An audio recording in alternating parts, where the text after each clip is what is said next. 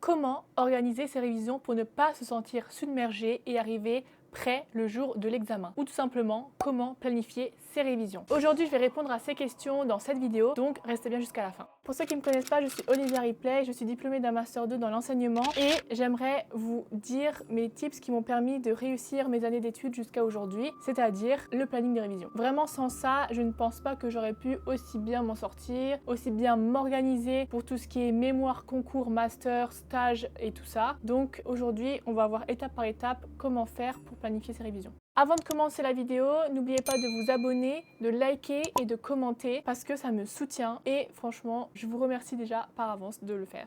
Première étape pour planifier ses révisions, c'est de faire un listing de toutes ces dates d'examen. Pourquoi? Tout simplement parce que il se peut que des fois on sait que par exemple le 27 avril j'ai une dissertation, mais on ne se rend pas clairement compte de combien de temps j'ai jusqu'à cette date fatidique où j'ai cette dissertation. Parce que des fois on se dit j'ai le temps, c'est le 27 avril, nanani, mais quand on regarde sur un calendrier, on se dit ok, c'est dans telle semaine, je vais pouvoir bien diviser mon travail sur ces semaines-là et commencer le plus tôt possible. Je vous conseille vraiment de prendre un calendrier que vous pouvez personnaliser. Donc il y a un calendrier dans le pack que je propose où vous pouvez créer un code couleur, c'est-à-dire que toutes les dissertations vous les mettez en rouge, tous les QCM vous les mettez en vert. Et donc après, vous pouvez surligner les dates en fonction de ce code couleur et reporter sur la petite liste à côté toutes vos dates d'examen en fait. Sachez que chaque nouvelle année, vous recevrez par mail le nouveau calendrier. Il faut vraiment que ce soit un calendrier modulable où vous pouvez barrer les jours, suivre l'avancée. Un jour est terminé, je le barre. C'est satisfaisant de voir un peu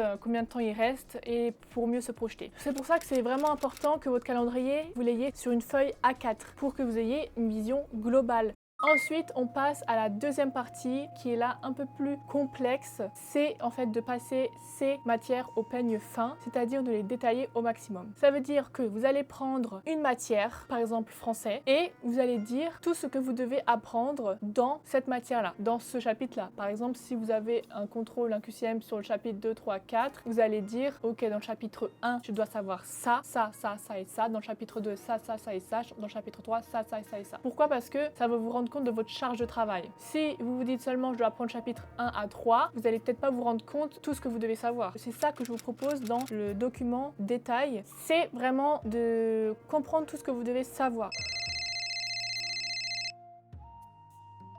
Ce serait un peu de les hiérarchiser, c'est-à-dire qu'est-ce qui va me prendre plus de temps à apprendre, qu'est-ce qui va être plus facile, qu'est-ce qui va me prendre moins de temps. Donc comme ça, dans la troisième partie, quand vous devriez faire votre planning de révision, eh bien vous pourrez vous dire ok, dimanche matin, moi je suis plutôt tranquille, voilà, je me lève à 10h, je vais pas trop travailler jusqu'à midi, donc je vais sélectionner dans ma petite fiche là où j'ai tout détaillé, quelque chose qui est rapide et facile. Comme ça, vous n'allez pas planifier quelque chose qui va être infaisable. Donc dans le pack que je propose, vous allez pouvoir dire comment vous allez apprendre tout ce que vous avez listé. Donc par exemple, pour reprendre le français, vous allez marquer français, ensuite figure de style, comment avec une fiche de révision. Ensuite, encore en dessous, vous allez marquer figure de style encore une fois, mais cette fois-ci, c'est apprendre la fiche de révision. C'est deux choses très distinctes et que vous allez peut-être pas forcément faire au même moment parce que ça va être assez long. C'est vraiment pour vous dire, ok, j'ai listé tout ce que je dois savoir, maintenant, il faut que je sois en mesure de savoir comment je vais apprendre tout ce que j'ai listé.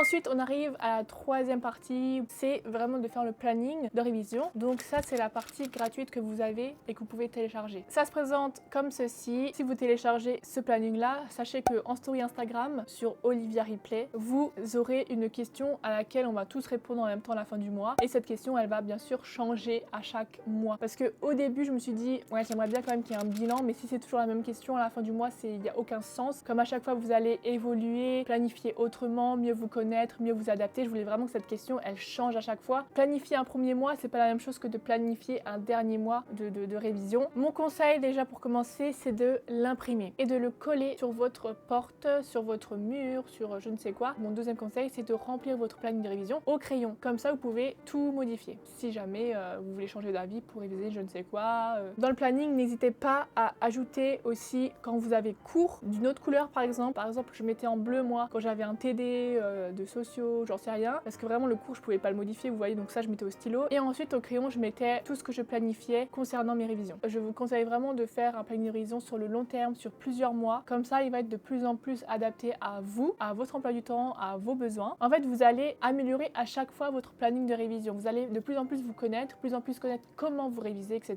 Donc du coup dans le planning de révision, bien entendu on écrit le mois, les jours, etc. Vous devez garder un jour dans la semaine où vous ne notez rien. Les cases, elles doivent être vides, vides, vides. C'est juste jour de rattrapage. C'est comme ça que doit s'intituler ce jour-là où vous avez rien marqué. Pourquoi? Parce que ça doit être un jour où vous allez rattraper tout ce que vous n'avez pas eu le temps de faire durant la semaine. En fait, si vous n'avez pas de jour de rattrapage, vous allez faire qu'accumuler du retard. Vous serez jamais prêt en fait pour le jour de l'examen. Je vous ai mis à chaque fois une feuille A4 égale 2 semaines. Comme ça, vous pouvez vraiment vous projeter sur 2 semaines. Vous avez donc le jour de la semaine qui va être divisé en 3 parties. Le matin, l'après-midi, le soir. Et moi, je vous conseille de mettre l'horaire à laquelle vous avez prévu de débuter votre session de révision. Je pense que j'ai à peu près tout dit, j'espère que c'était un peu plus clair. J'espère vraiment que ça va vous aider. N'hésitez pas à vraiment me donner un maximum de retours sur le planning que vous allez télécharger gratuitement. Comme ça, on peut encore mieux améliorer le planning, que ce soit pour me dire que les cases sont trop petites ou que vous avez besoin d'un espace où vous pouvez mettre l'horaire à laquelle vous débutez votre session de révision. Plein de petites modifications que finalement je ne peux pas savoir si ça vous correspond ou pas. Passez une bonne journée ou une bonne soirée quand vous voulez et je vous fais plein de bisous. Salut!